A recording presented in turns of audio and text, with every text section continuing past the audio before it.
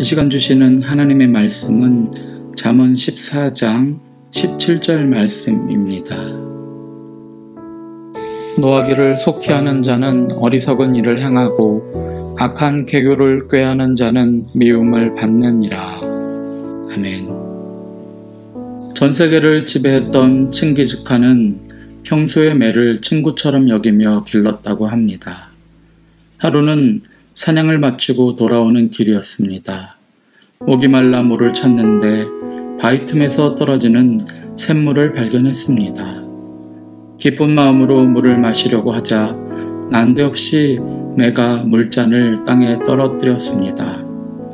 물을 마시려고 할 때마다 매가 방해하자 칭기즈칸은 몹시 화가 났습니다. 그래서 칼로 매를 내리쳤습니다. 그는 죽은 매를 치우다가 문득 샘물 안을 보게 되었는데 죽은 독사가 썩고 있었습니다. 화를 참지 못해서 주인을 구하려고 했던 매를 죽인 것입니다. 이 일로 칭기즈칸은 눈물을 흘리며 후회했다고 합니다. 그렇습니다. 화를 참지 못하면 사람은 실수를 하게 되어 있습니다. 오늘 성경은 다음과 같이 말씀합니다. 노하기를 속히 하는 자는 어리석은 일을 행하고. 이 말씀처럼 사람은 화를 참지 못하면 어리석은 일을 저지르게 되어 있습니다. 판단착오를 일으키고 후회할 일을 남깁니다. 그런데 더욱 큰 문제는 이렇게 화를 참지 못하는 사람을 이용해서 자기 이득을 취하려는 자들이 있다는 사실입니다. 이 악한 자들은 분노에 휩싸여 판단 능력을 잃어버린 사람을 꼬드겨서 자신의 이득을 취합니다. 쉽게 화를 내는 사람은 악한 자를 당해내지 못합니다. 본인은 아닐지라도 악한 일에 말려들게 됩니다. 그러므로 우리는 화를 참을 줄 알아야 합니다. 화를 억누를 수 있어야 어리석은 행동을 피할 수 있습니다. 물론 화가 난다는 것은 무조건 나쁜 일만은 아닙니다. 가족이 모욕을 당하거나 교회가 손가락질 당하는 것을 보고도 화가 나지 않는다면 그 사람은 가족 구성원이나 교회의 일원이 될 자격이 없습니다. 하지만 그렇다고 해도 무조건 화부터 내면 하나님의 영광을 가립니다. 화를 드러내므로 속이 후련해지는 것 말고는 아무 이득이 없기 때문입니다. 화를 참고 때를 기다려야 합니다. 결국 참고 기다려서 주님의 영광이 드러나도록 하는 사람이 지혜로운 사람인 것입니다. 예수님과 함께 십자가에 달린 강도는 온갖 욕설과 분노를 쏟아냈습니다. 이를 갈고 소리를 지르는 동안 잠시나마 그 고통을 잊을 수 있었기 때문입니다. 그런데 우리 예수님은 어떻게 하셨습니까? 모진 고통 중에도 참으셨습니다. 뺨을 때리고 침 뱉으면서 채찍으로 때리는 로마 군인들 앞에서도 어린 양처럼 가만히 계셨습니다. 십자가에서 내려와 보라며 조롱하고 모욕하던 백성들에게 아무 소리 하지 않으셨습니다.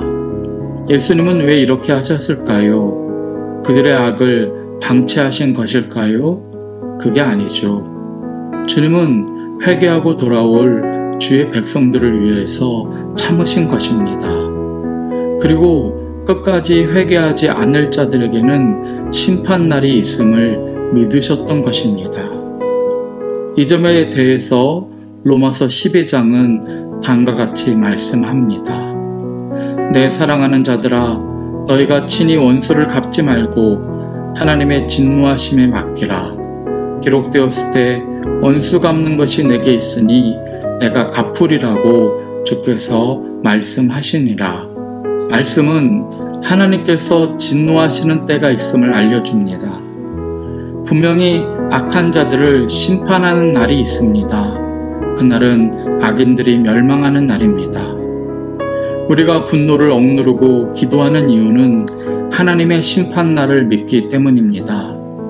그날은 정의가 회복되는 날이며 주께서 원수를 갚아주시는 날입니다. 공의의 하나님께서는 끝까지 회개하지 않는 자들을 그냥 두지 않으십니다. 하나님의 진노가 그들 위에 쏟아질 것입니다.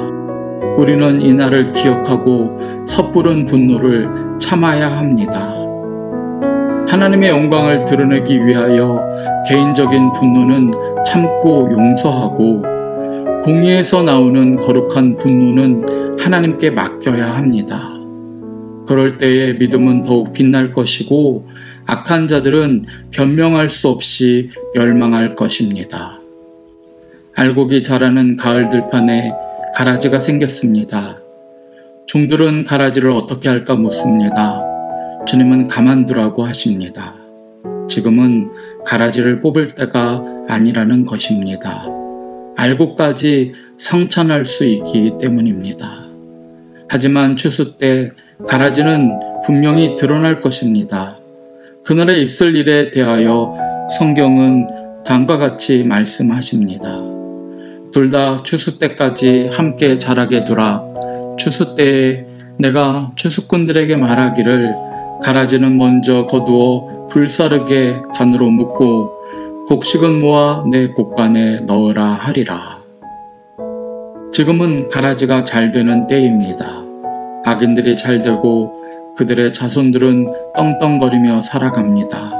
그래도 우리는 낭망할 필요가 없습니다. 다 때가 있기 때문입니다. 그저 우리가 할 일은 알곡이 되는 일입니다. 토마스 칼라일은 다음과 같이 말했습니다. 남과 다툴 때 화를 내기 시작하면 그때는 벌써 진리를 위한 다툼이 아니라 자기 자신을 위한 다툼이 되고 만다. 그렇습니다. 상대방이 아무리 잘못을 했더라도 화를 내면 그 순간부터 우리의 인생은 자신을 방어하고 정당화하는 일로 시간을 낭비하게 됩니다. 주님은 아십니다. 묵묵히 진리의 걸음을 걸어가는 저와 여러분을, 그리고 또 주님은 아십니다. 가라지가 누구인지를. 알곡은 알곡답게 주님만 바라볼 일입니다. 어느 날 가을 들판이 황금 물결을 이루면 주님의 나팔 소리가 들려올 것입니다. 그날 알곡되어 있기를 주님의 이름으로 축원드립니다. 아멘. 주님, 모진 고통 가운데도 분노를 참으신 주님을 기억합니다. 수많은 불의가 판치는 이 세상을 살아가는 저희들이 유혹을 이기게 하시고 분노를 억누르게 하시며 주의 뜻을 이루는 삶을 살아가게 하옵소서. 온유하신 주님을 따라 묵묵히 주께 드릴 열매를 준비하게 하옵소서. 이 땅에 다시 오실 예수님 이름으로 기도드립니다. 아멘.